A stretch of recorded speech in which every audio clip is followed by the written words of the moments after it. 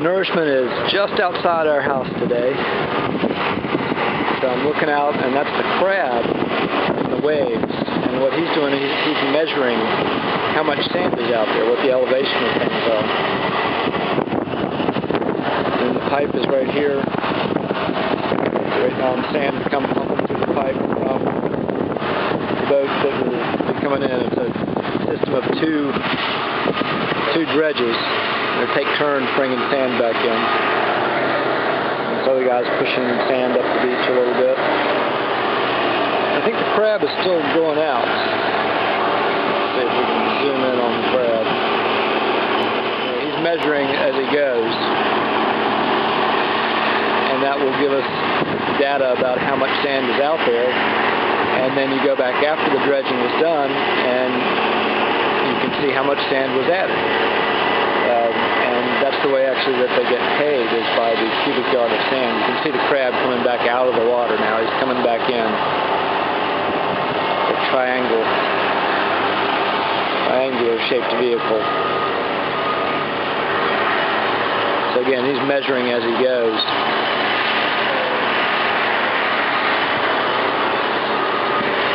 And the reason he's doing that is because all that is part of the system. Those sandbars move back and forth. The Army Corps of Engineers has a great video that shows those sandbars moving over time, over the course of 25 years or so. And you can see them go back and forth, back and forth. So all that sand is part of the beach system. And our hope is that this sand that we just lost in Hurricane Irene, it was a southeast wind, so it kind of pushed it north, and it didn't push it very far offshore. So we think it's still in the system, it's still out there in the sandbars that are part of the beach, and actually we had a nice east wind for a long time after that. And that should have pushed the sand in a little bit closer to the shore as well. So my guess is we lost 1 million cubic yards from the visible beach. And my guess is we'll see 80% of that is right there in those sandbars just offshore. And the reason we don't push it offshore is it's hard enough to work with up here on the beach, on the dry sand. To try and work it into the water, it just doesn't make any sense. You wait for a natural event, and the overwash that we had in Hurricane Irene was just about perfect for smoothing that sand. There was the waves were breaking 300 feet offshore, and then there was 1 to 2 feet of water over the beach, and that just kind of smoothed the beach out, made it a much more natural beach actually.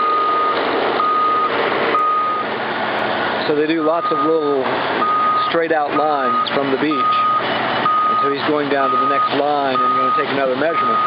They put all that data together, and they can tell what the beach looked like before the dredging, and then what the beach looked like after the dredging. So you get the volume. It's just a math calculation.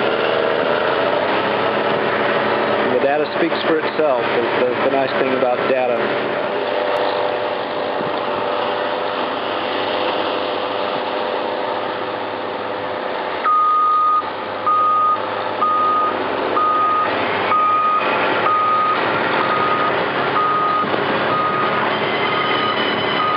Next dredge is not actually in sight yet. These guys are just moving pipe around. Here comes the pipe mover.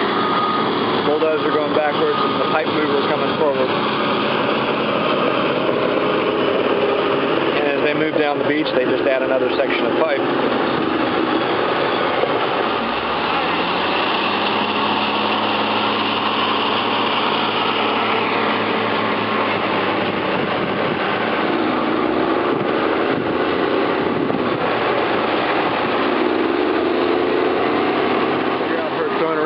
Between 15 and 18 foot deep is kind of the boundary line where you lose it if it's out deeper than that. What you look at it as still being part of the system if it's inside of that 15 to 18 foot depth.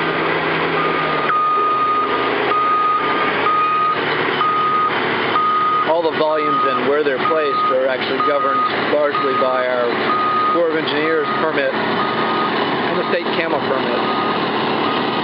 Permitting for this project took about 7 years. There was a long break in there for about a year and a half while we were waiting on Fish and Wildlife to comment back. We're supposed to comment within 6 months, but they waited for about a year and a half for those fellows. And that was, a lot of that was because we were proposing to dredge in the summertime. Really, with the northeast winds we've had, they couldn't do the surveying out in the water here just recently. The winter and spring were full of those northeast winds, which is really the only feasible way to get it done.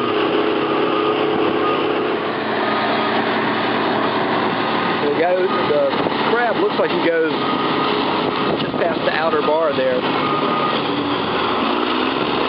That makes sense, because that's kind of where the waves break in a big storm. The whole inside is whitewater, and the waves are breaking on the outside bar out there. It actually ends a couple hundred yards up that direction at the north end of the Bonnet Street beach access.